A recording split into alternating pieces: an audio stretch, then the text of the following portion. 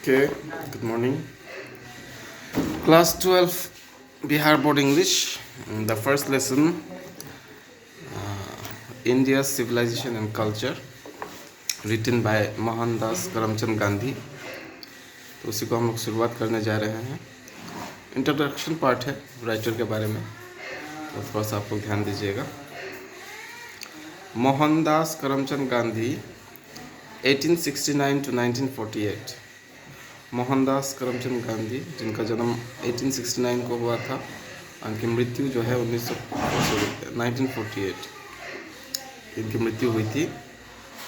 Popularly known as बापू और the father of the nation, जिनको हम बापू भी कहते हैं, साथ ही साथ हम इनको राष्ट्रपिता भी कहते हैं.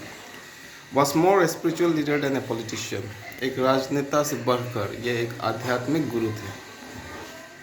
He successfully used truth and non-violence as the chief weapons against the British rule in India and helped gain independence. Gandhi ji ने दो मुख्य हथियारों का इस्तेमाल करके, जो आपका सत्य और अहिंसा, इन दोनों हथियारों का इस्तेमाल करके भारत को आज़ादी दिलाने में मदद की. From 1915 till 1948 he completely dominated Indian politics. 1915 से लेकर 1948 तक भारतीय राजनीति में इनका पूरा दबदबा था. He died at the hands of a fanatic on 30 January 1948. 1948 30 जनवरी 1948 को इनकी हत्या हो गई एक कट्टर के हाथों. His autobiography, My Experiments with Truth, and the numerous articles that he wrote for Young India and the speeches that he delivered on different occasions reveal him not only as an original thinker but also as a great master of chaste idiomatic English. इनकी आत्मकथा जिसका नाम है My Experiments with Truth, और बहुत सारे ऐसे लेख जो ये लिखते थे यंग इंडिया में. इसके अलावा बहुत सारे भाषण जो ये अलग अलग अवसरों पे इन्होंने दिया. इनसे हमें गांधी जी के बारे में पता चलता है कि ये एक बहुत अच्छे इंग्लिश के जानकार थे, साथ ही साथ एक पवित्र इंग्लिश के जानकार. उससे बढ़कर ये एक मुहावरेदार अंग्रेजी के मास्टर थे. इन द फॉलोइंग एक्सट्रैक्ट, ये जो हम लोग अभी पढ़ने जा रहे हैं, इंडियन सिविलाइजेशन एंड कल्चर, भारतीय सभ्यता एवं संस्कृति. Gandhi ji talks about the sound foundation of India civilisation.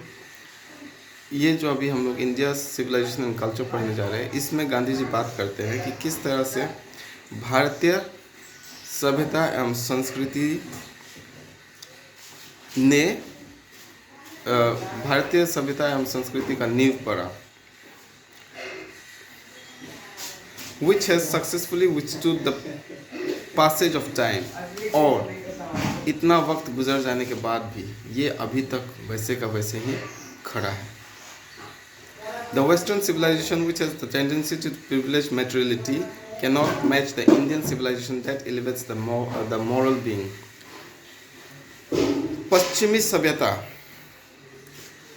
जो प्रवृत्ति करती है किस चीज़ पे, तो ये ध्यान देती है मेटेरियलिटी पे. मेटेरियलिटी का मतलब होता है जिस चीज़ को हम भौतिक पदार्थ, जिसको हम देख सकते हैं. लेकिन हमारा जो भारतीय सभ्यता है वो नैतिक विचारों को बढ़ाता है. तो ये कहना है गांधी जी का. तो ये इनके बारे में थोड़ा सा इंट्रोडक्शन था. तो आप लोगों को कैसा लगा थोड़ा सा हमको बताइएगा, और इस चैनल को आप लोग लाइक कीजिए, शेयर कीजिए. इसके बाद मैं कल फिर आप लोग के बीच आऊँगा और लेसन का हम लोग शुरुआत करेंगे. लेसन का नाम क्या है? India civilization and culture, class 12 Bihar board, lesson 1. Thank you.